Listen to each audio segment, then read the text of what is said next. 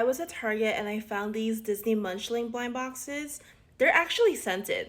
I'm so excited for these because I wanted Disney to bring back the scented Munchlings. I don't think I've ever seen this collection sold on a Disney store at all. So maybe this is only a Target exclusive thing, I'm not sure.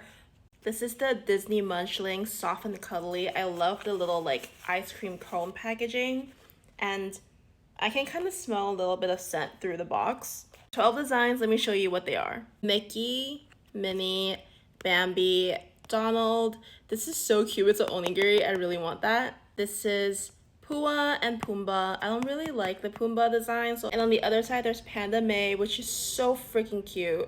Stitch, Ursula, Pooh, and the rare is Alien. I'm trying to guess what Munchling I got based on the scent. I can't really tell what it is, it just smells really sweet. But I'm kind of getting blueberry. Actually a blueberry option. So Stitch is a blueberry crumble frozen yogurt, so maybe I have Stitch. Let's see. All right, 3, 2, 1.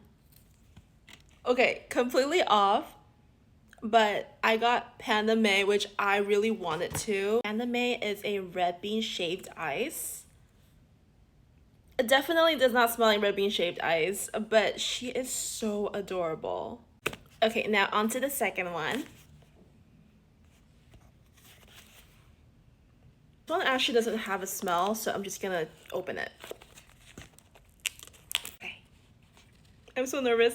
3, 2, 1. Oh, it's Pua.